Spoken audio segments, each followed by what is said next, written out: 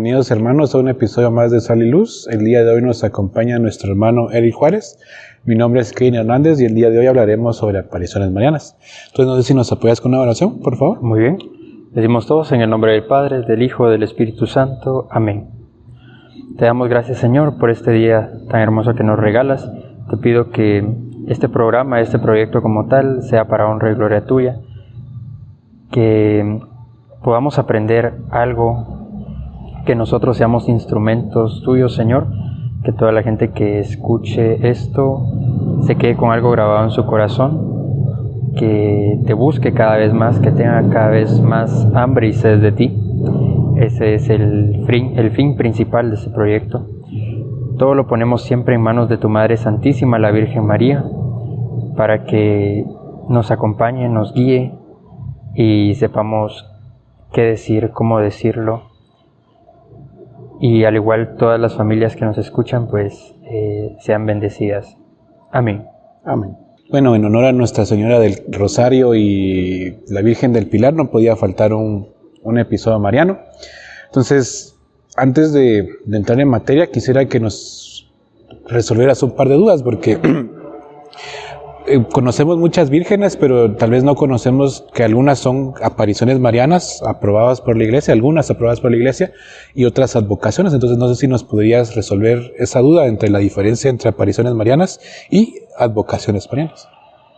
Sí, muy bien. Tenemos entendido apariciones marianas, pues como el nombre lo dice, una aparición real de la Virgen María a una persona o a un grupo de personas en el que deja un mensaje concreto para la humanidad. Y advocaciones marianas podemos decir que es más bien como el nombre que se le da a la Virgen dependiendo de la piedad popular de un pueblo, ¿verdad? Tenemos, por ejemplo, la advocación de la Virgen del Rosario, que es la que celebramos este mes, que se le aparece en específico a Santo Domingo de Guzmán y se reparte a todo el mundo el piadoso rezo del Rosario, ¿verdad?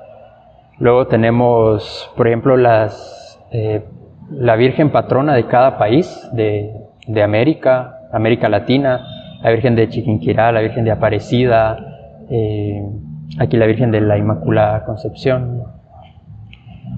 Son nombres que se le dan a la Virgen también dependiendo, como te digo, la piedad popular.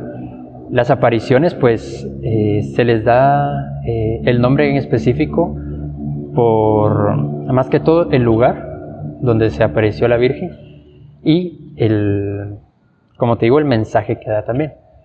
Podemos distinguir apariciones aprobadas por la Iglesia, que son 7.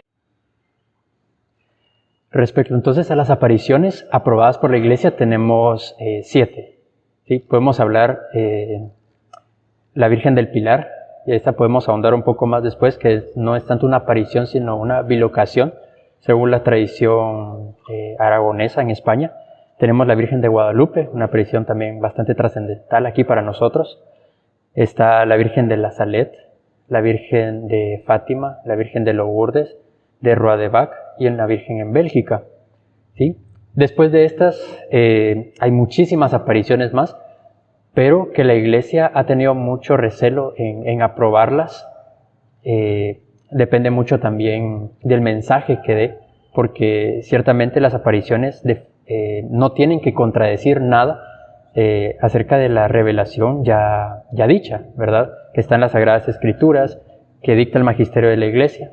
Por lo tanto, las apariciones marianas tienen que ir acorde, no tienen que añadir ni restar, sino realmente como hacernos conscientes, ¿verdad? Darnos un mensaje de conversión principalmente, que es la que deja Nuestra Señora en las apariciones.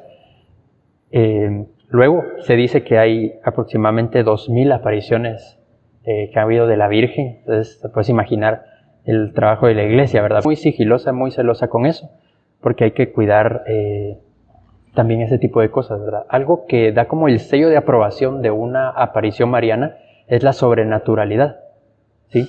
Depende también el contexto donde se aparece la Virgen. Si consta de sobrenaturalidad, es aprobación directa. Siempre se espera también de que las apariciones dejen de suceder para que la iglesia tome cartas en el asunto. Está, por ejemplo, un acontecimiento actual que es en Medjugorje, República Checa. La Virgen en este momento, según los videntes de allí, se le sigue apareciendo cierto día del mes o de cada 2 meses y les deja un mensaje en concreto. Entonces, por eso la iglesia todavía es recatada en ese sentido, porque la Virgen se sigue apareciendo, ¿verdad? Entonces no puede ni aprobar ni desaprobar. Ciertamente se han obrado muchos milagros ahí, ¿verdad?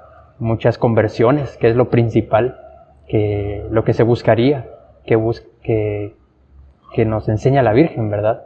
Pero la iglesia todavía está en veremos, está todavía ni siquiera en sí y no, ¿verdad? Entonces eso te podría decir yo básicamente de las apariciones. No sé, ¿tendrás alguna pregunta o andamos más en alguna en específico, los mensajes como tal? Sí, esta semana que acabamos de pasar, pues celebramos a la Virgen del Pilar, y al menos de manera personal, en mi caso yo es alguien que le tengo mucha devoción y mucha admiración, ya que en aquel tiempo, como mencionabas en sus apariciones y bilocaciones, se le apareció al apóstol Santiago en el momento en que él tenía dudas y se estaba por el camino correcto en la evangelización, y que como posteriormente sabemos que evangelizó España y todo ese sector, y posteriormente en la civilización en América. Entonces creo que si podríamos hablar un poco más sobre la Virgen del Pilar. Sí, como te digo, si hablamos de una fecha en específico, se dice que fue en el año 40. Entonces, si seguimos como que la cronología, podemos decir que la Virgen estaba viva en ese momento. El apóstol Santiago es el que se aventura a evangelizar la Hispania romana de ese entonces, y pues encuentra mucha resistencia, ¿verdad? Por el tipo de cultura también, y como bien decís, estaba pues ya a punto de tirar la toalla, como decimos, ¿verdad? Entonces se le aparece en ese pilar a Santiago Apóstol y le da ánimos para seguir evangelizando. Y logra pues lo que conocemos hoy, una evangelización extraordinaria en toda España, ¿verdad? Y se reparte, digamos, a otros países. De ahí nacen pues grandes santos con el tiempo. Se habla de bilocación entonces porque la Virgen estaba viva. Entonces no es algo extraño de ver. Digamos, conocemos de algunos santos también que han tenido ese don de bilocación. Se dice del Padre Pío, que tuvo ese don, de San Juan Bosco también, en algunas biografías, que han tenido ese don extraordinario de Dios, que es la bilocación. ¿Qué es la bilocación? Pues estar en 2 lugares al mismo tiempo, ¿verdad?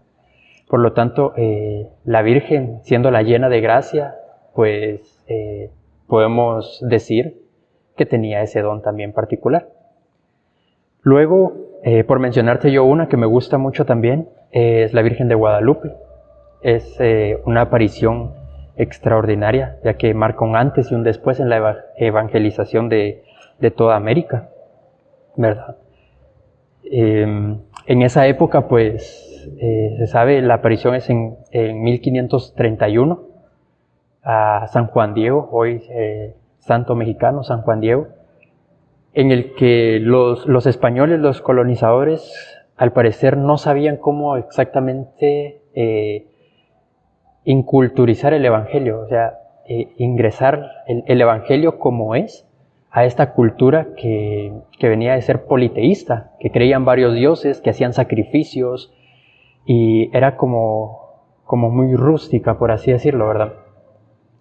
Luego viene, como en todas las apariciones, la Virgen se le aparece a una persona humilde de corazón, que es a San Juan Diego, y le deja una señal extraordinaria, ¿verdad? Que es en la tilma de él, deja plasmada la imagen de ella, y es una mujer mestiza, ¿verdad? Una mujer morena, vestida con estrellas, la luna bajo sus pies, pero con un signo como de reverencia, ¿verdad? Con el rostro hacia abajo, como diciendo, yo no soy Dios, ¿verdad? Como diciendo, yo también soy sumisa al que realmente es, y es pues Dios mismo, ¿verdad? Entonces de ahí se desprende una evangelización extraordinaria, millones de conversiones, y a partir de ahí pues también toda Latinoamérica traemos esa cultura y esa devoción, ¿verdad? ese cambio tan radical en nuestra cultura, que hoy en día pues sabemos también es muy atacado, ¿verdad? Ese día también pasó el Día de la Raza, y se trata de negar de dónde venimos, ¿verdad? Cuando realmente tendríamos que estar orgullosos de nuestras raíces y ese mestizaje, ¿verdad? Esa mezcla que hubo también entre españoles y mayas y tantas culturas que habían aquí, que también podríamos dejarlo para otro tema, ¿verdad? Creo que esto es muy controversial y no me gustaría desviarme un poco del tema, pero para mí también esa es una de las apariciones bastante trascendentales. Sí, creo que también una aparición que marcó un antes y un después fue la Virgen de Fátima, una de sus apariciones que fue en Portugal, en Cova de Iría, y también sobre los secretos que les confió a los pastorcitos a quienes se le apareció. Sí, esa aparición también es bastante peculiar. Podríamos puntualizar que la Virgen no se aparece en cualquier época, ¿verdad? No es como que un viernes por la mañana aparece y ya, ¿no? Tiene una razón en específico. Y esta de Fátima es peculiar también porque el mundo estaba pasando una etapa muy dura respecto a las guerras, ¿sí? Los mensajes que da la Virgen son tres, los tres secretos de Fátima, como se les conoce. El primero, pues, es la visión del infierno, que les enseña a los pastorcitos, no antes presentarles también la gloria del cielo por un instante. Dice uno de ellos que si la Virgen no les hubiera mostrado antes el cielo, hubieran muerto de terror cuando les enseñó el infierno, ¿verdad? Es bastante llamativo, si queremos verlo así, porque estamos en una época en la que no queremos creer que el infierno existe. Creemos más bien que todo es bonito, después de esta vida pues no hay nada más. Entonces, como dice el dicho, comamos y bebamos que mañana moriremos, ¿verdad? Y no pensamos en que somos seres trascendentales, en que hay algo después de la muerte, ¿verdad? Y por lo tanto estos mensajes nos vienen a recordar, la Virgen nos viene a recordar como madre que es la conversión de nuestras almas, ¿verdad? Y ese de hecho también es el mensaje en general, como te decía al principio, ¿verdad? La conversión, conviértanse. Entonces eso es referente al primer mensaje, ¿verdad? El segundo se refiere más bien a las guerras. Igual sigue hablando de conversión, de hacer más penitencia, porque sabemos que Dios es misericordia, pero también Dios es justicia. Entonces, conocemos al Dios misericordia y a veces nos da miedo conocer al Dios justicia, pero tenemos que estar conscientes de eso también, porque nuestros actos llevan a consecuencias, y eso es lo que la Virgen viene a decir en este segundo mensaje. Nos prevé de las guerras que está pasando el mundo respecto al poder.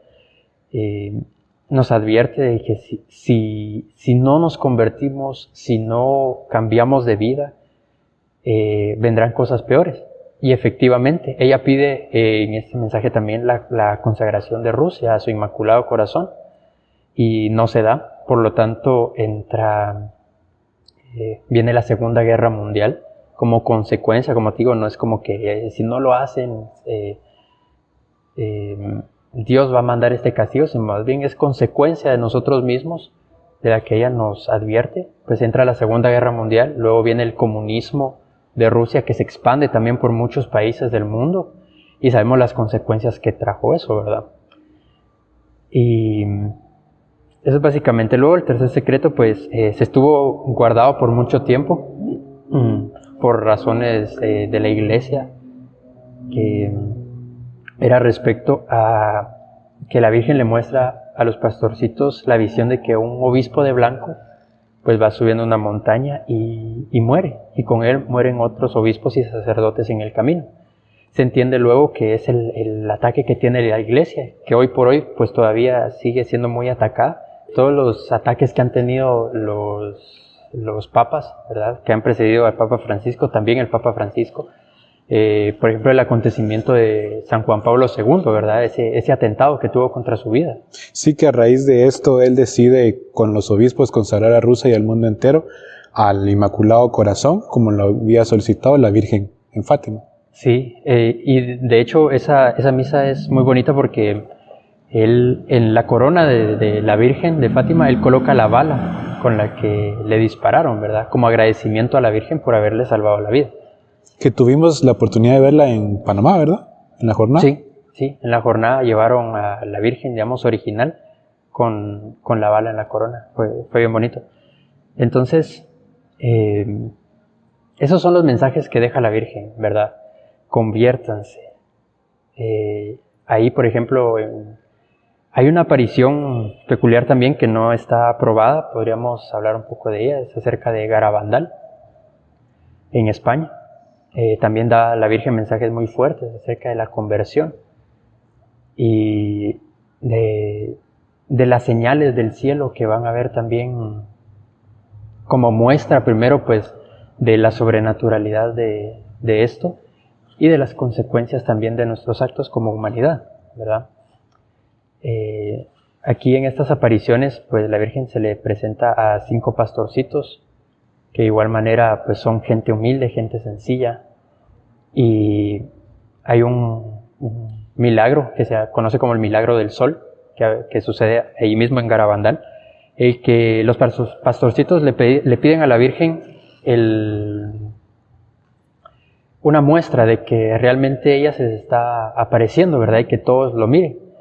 Y la Virgen les dice que sí, que va a haber un acontecimiento que todos van a ver. Y es efectivamente el milagro del sol.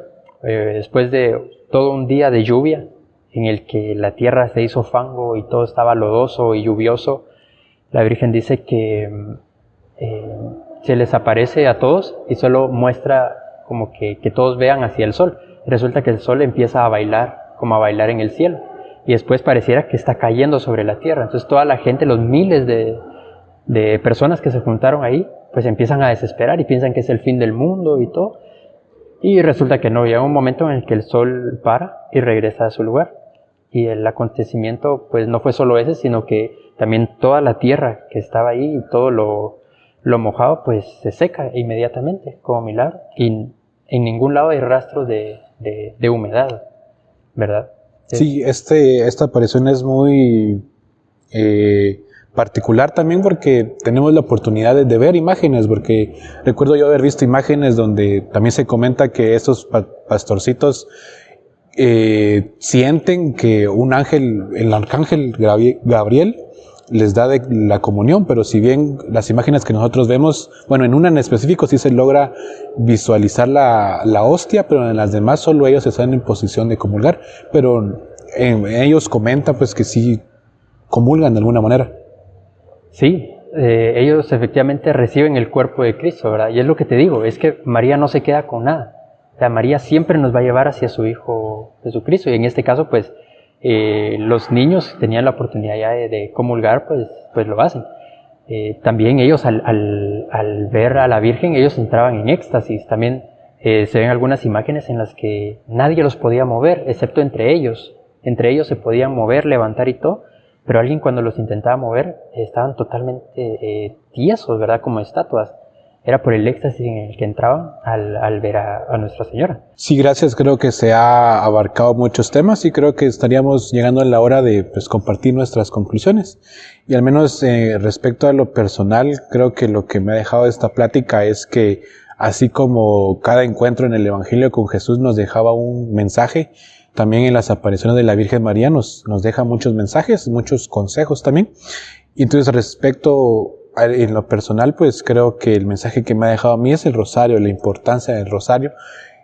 Como decía San Miguel Febres, un cristiano sin rosario es un soldado sin arma. Entonces, de mi parte es eso, la importancia del rosario, el serle fiel y poderlo hacer con amor, porque también muchos dicen que el rosario no está en la Biblia o se defienden con eso, pero si bien el rosario no está en la Biblia sí está en el rosario, por el Padre Nuestro y los misterios también. Entonces, de mi parte sería eso. Sí, muy bien. Podemos efectivamente como abarcar todos los mensajes que la Virgen nos dio y saber vivirlos con el Santo Rosario que ella misma también nos dio. Recordemos que María es madre y como madre tiene el deseo de cuidarnos siempre, en todo momento, ¿verdad? Sabemos que Jesús es el camino, la verdad y la vida, pero ella es esa luz que nos guía, ¿verdad? De ella podemos tomarnos de la mano y ella nos va a llevar siempre a su Hijo. Y como se dice, no tengamos miedo de llevar a María a nuestra casa, ¿verdad? De recordarla. Y respecto al Santo Rosario, es un arma poderosa también contra las tentaciones y para buscar cada vez más la conversión. Y me recuerdo de una parte como que de relación, ahorita que dijiste que el Santo Rosario es como el arma, digamos, es un soldado sin arma. Un cristiano sin Santo Rosario es un soldado sin armas. Me recuerdo de la historia del rey David. Sabes que él derriba a Goliat con su honda y una piedra, ¿va? Pero se dice en la Biblia que son 5 piedras las que él usa, ¿sí? Y yo la relaciono mucho con los 5 misterios del Santo Rosario. Cada misterio es una piedra que nosotros le tiramos al demonio, a las tentaciones y a todo lo que nos aqueja, en donde la Virgen pues pega con certeza, ¿verdad? Tiene buen pulso y nos ayuda y nos guía, ¿verdad? Entonces, el Santo Rosario es como esa onda contra el demonio también, a la que nos debemos aferrar, y es un rezo diario, con perseverancia, ¿verdad? Para poder alcanzar las gracias que ella tiene para nosotros, como también en las apariciones de Nuestra Señora de las Gracias, ¿verdad? En la Medalla Milagrosa. Ella, que es la distribuidora de las gracias, como el canal de la gracia, como dice San Luis de Montfort, está esperando que nosotros le pidamos. Entonces, no tengamos miedo de hablar con María, de pedirle a ella su intercesión, que es la intercesión más poderosa, ¿verdad? Como en las bodas de Caná, para que alcancemos la santidad, para que alcancemos el cielo y gocemos junto a ella de la gloria de Dios. Entonces, creo que eso es todo. No olviden ustedes también de rezarle a María, no tengan miedo. Y no olvidemos también de ser sal y luz en la vida. Muchas gracias. Hasta pronto.